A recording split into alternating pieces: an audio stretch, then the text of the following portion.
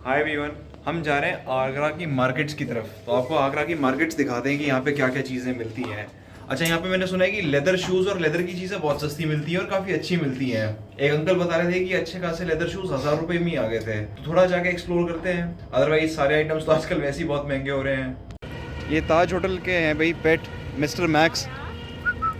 Hello. कहाँ busy है भाई, क्या सूंघ रहा है, क्या ढूंढेगा? Treasure hunt. ट्रेजर हंट में बिजी है। It's time for them to go for a walk. अच्छा, इसलिए इतने एक्साइटेड है। Yeah. Okay, It's now walk. It's there now evening time. All right. तो हम आ गए हैं सदर बाज़ार में, आगरा के बाज़ार दिखा देते हैं आपको।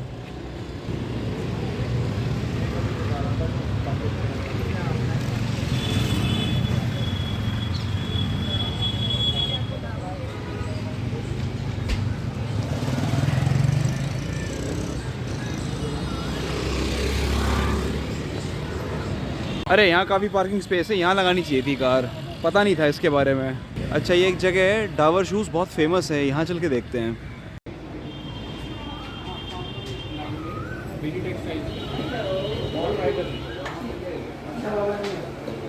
जिस डावर शूज़ की शॉप के अंदर मैं हूँ, मेरे सामने है मिस्टर जतिन डावर, जो कि शॉप के ओनर हैं। और आगरा में it is one of the most famous shop for leather shoes. तो मैं इनसे इनकी जर्नी पूछ रहा था। तो इनके फादर ने और इनके चाचा जी ने 40 साल पहले शुरू करी थी ये शॉप। तो एक बार मैं इनसे रिक्वेस्ट करूंगा कि ये बताएं कि इनके फादर का क्या बैकग्राउंड था। Was he super rich? क्या उनके परदादा बहुत प्रॉपर्टी ज़मीन छोड़ के गए थे? कैसे उनके दिमाग में आइडिया आया, कैसे उन्होंने ये चीज़ सेटअप करी? बिकॉज हर कोई इंसान जो कोई काम शुरू करना चाहता है उसके मन में काफ़ी सवाल होते हैं कि मैं कैपिटल कहाँ से लाऊँ, आइडिया कहाँ से लाऊँ, मार्केट कहाँ से लाऊँ जिसको मैं बेचूँ, मेरी चीज़ बिकेगी कि नहीं, रिस्क टेकिंग एबिलिटी कहाँ से करूँ। तो आई एम श्योर इन भैया से हमें काफ़ी इंसाइट्स मिलेंगे और काफ़ी कुछ सीखने को मिलेगा और काफ़ी मोटिवेशन भी मिलेंगी। Over to you. Thank you. मेरे ये जो बिज़नेस स्टार्ट करा था, मेरे फादर और मेरे चाचा ने स्टार्ट करा था। और हम कोई सुपर रिच फैमिली से नहीं थे। इनफैक्ट मेरे फादर की एक कोयले की दुकान, छोटी सी दुकान हुआ करती थी, बहुत छोटा सा एक एरिया है शाहगंज आगरा में, वहाँ एक कोयले की दुकान हुआ करती थी। वहाँ से उन्हें एक आइडिया आया कि हमें आगरा का शूज़ बड़ा फेमस है, तो हमें एक शॉप ओपन करनी चाहिए जिससे आगरा के लोग, जो लोग घूमने आते हैं बाहर से, आगराइट्स को अच्छा शूज़ मिल सके, अच्छी दुकान दिख सके। तो ये हमने शुरू किया और आज हम इस मुकाम पे हैं कि आज हमारी आगरा के अंदर 2 शॉप्स हैं, एक ग्वालियर में है एंड आगरा में हमारी 2 फैक्ट्रीज़ हैं, एक एक्सपोर्ट यूनिट है, एक डोमेस्टिक यूनिट है। एंड आगरा में जो फैक्ट्री भी अगर देखी, आगरा में शॉप भी देखी जाए तो हमारी सबसे बड़ी है, और अगर फैक्ट्री भी देखी जाए तो one of the leading factory जो 5 एकड़ में बनी हुई है, डावर ग्रुप, वो हमारी फैक्ट्री है। और कोयले के काम से लेके शूज़ के काम में जब वो आए तो उनके दिमाग में ये सवाल नहीं थे कि मैं कहाँ से मैं शॉप को सेटअप करूँ, कैसे मैं कैपिटल लाऊँ, कोई इसको ख़रीदेगा कि नहीं ख़रीदेगा? तो बिल्कुल थे तो भैया। हाँ जी, क्योंकि कोई भी नया काम करने से पहले काफ़ी सवाल होते हैं मन में। तो उनके अंदर ये श्योरिटी कैसे आई कि मैं ये काम करूँगा और ये चल जाएगा? मेरे फादर शुरू से, मतलब अपनी छोटी उम्र से बहुत ज़्यादा कुछ नया करना चाहते थे। वो एक्चुअली मेरे दादाजी पाकिस्तान से आए थे। अच्छा। तो हमारी वहाँ बहुत प्रॉपर्टीज़ हुआ करती थी, जैसे सब लोग की थी, जो छोड़ के आया था पाकिस्तान। बिल्कुल ज़ीरो हो गए। यहाँ आके बिल्कुल ज़ीरो हो गए। तो बहुत बुरा टाइम देखा यहाँ के मेरे फादर ने, मेरे दादाजी ने। तो उन्होंने ठान लिया था कि हमने वो पोजीशन पे दोबारा आना है। तो उनको एक स्कोप दिखा इस लाइन में और उन्होंने पूरी निष्ठा से कि मैंने इसी में करना है और जो करना है इसी में करना है, बहुत मतलब प्लानिंग करी, बहुत फैक्ट्रीज़ घूमी और उसके बाद जाके फिर अपने फैक्ट्री भी डाली, अपनी शॉप भी डाली और गॉड ग्रेस आज यहाँ पर है। कभी ना कभी कोई ऐसा टाइम भी आया होगा जब काफ़ी लॉसेस भी हुए होंगे, क्योंकि कोई भी काम हमेशा ऑलवेज प्रॉफिटेबल तो नहीं होता। हाँ जी, फैक्ट्री में अच्छे लॉसेस हुए थे, लेकिन वो ये ना, टाइम सिखाता है, धीरे धीरे एक्सपीरियंस सिखाता है। अब इतने एक्सपीरियंस है कि अब हर चीज़ का आइडिया है, कब क्या चलता है क्या नहीं चलता है, हर चीज़ का हमें आइडिया है। वो आइडिया हमें अब ट्रांसफ़र कर रहे हैं यंगर जनरेशन को। सही बात है जी। तो आप कितने टाइम से फैक्ट्री और शॉप को देख रहे हैं? मुझे हो गए 15 ईयर्स फैक्ट्री और शॉप को देख। 15 ईयर्स। तो किसी भी बिज़नेस में, जैसे आपके बिज़नेस में, what is the high point and the low point, कि मतलब सबसे बड़ा चैलेंज क्या रहा है आपकी 10 साल की जर्नी में? चैलेंज तो सबसे बड़ा कोविड ही था। अच्छा। जो हमने बहुत लॉसेस भी दिए, मतलब वैसा लॉस आज तक हमारे बिज़नेस में हमें नहीं मिला, चाहे वो रिटेल हो चाहे वो फैक्ट्री हो, क्योंकि बाहर एक्सपोर्ट ऑर्डर्स नहीं आ रहे थे और यहाँ लेबर को मेंटेन करना बहुत ज़रूरी होता है।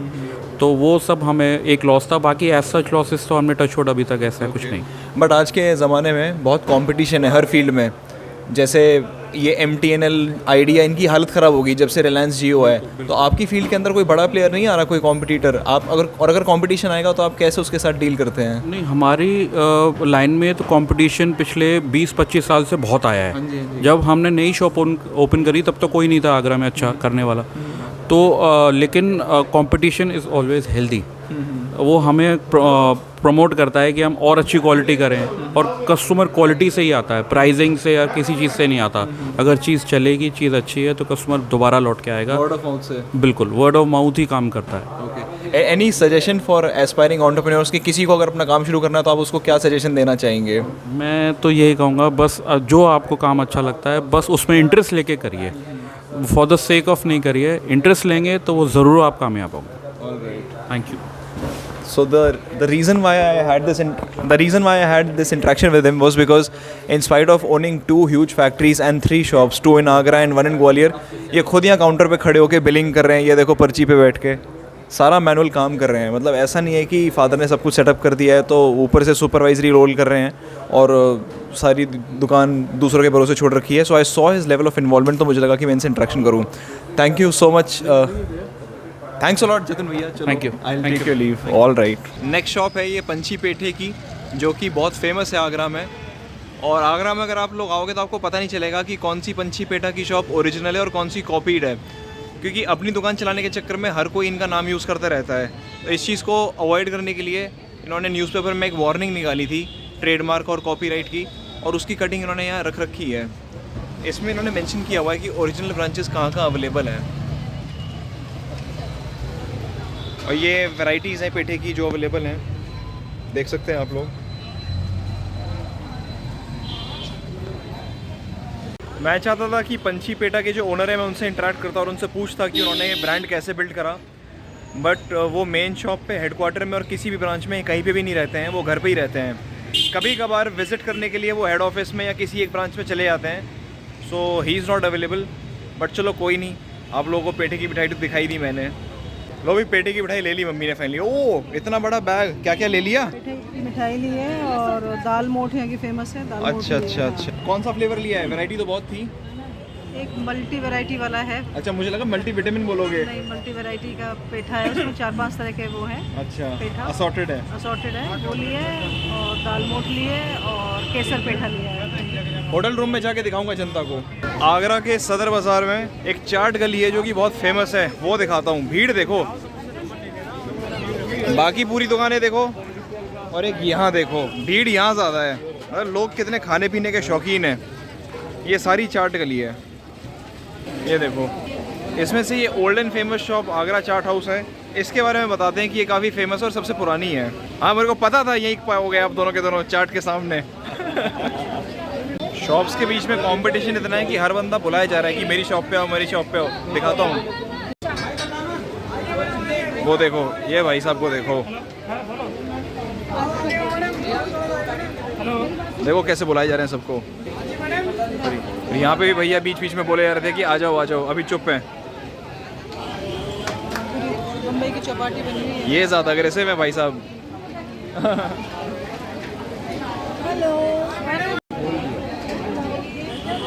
देखो शॉप्स के नाम देखो आप लोग। ये है श्री अग्रवाल चाट हाउस, ये है old and famous Agra chaat house, Pandit ji chaat Bhandar, Kishan kulfi, Chinese chat. अच्छा, सरदार जी पनीर टिक्का वाले भी हैं। बहुत वैरायटी है वही। अच्छा, भीड़ जितनी भी है वो यहाँ तक लिमिटेड है, आगे भीड़ नहीं है, आगे लोग काफ़ी कम हो जाते हैं। अच्छा, ज़्यादातर खाने पीने के वो चाट वाले पीछे थे ना, यहाँ ज़्यादा नहीं है। देखो आपको ना इंडियन पॉपुलेशन के टेस्ट पता चल जाएंगे। देखो यहाँ पे फलूदा वाले हैं, कैफ़े हैं, रेस्टोरेंट हैं, यहाँ पे लोग कम हैं। एक्चुअली रेस्टोरेंट वाला जो होगा भी वो तो अंदर बैठा होगा, बाहर क्यों होगा। चलो दोबारा चाट पे चलते हैं। क्या लेके खड़े हो पापा? दही गुंजिया। नहीं गुंजिया, ओके चलो चख के देख लेते हैं। मम्मी खा के बताएंगी। मम्मी का फेस का एक्सप्रेशन बता देगा कि कैसा टेस्ट है। आएगा, रिजल्ट आने वाला है। आ गया, ठीक है। ये मैंने पाव भाजी मंगाई है अपने लिए।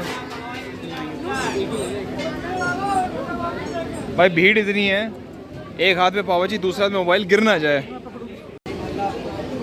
भाई इतनी स्ट्रगल के लिए भाई रिक्वेस्ट करता हूँ लाइक कर देना प्लीज़।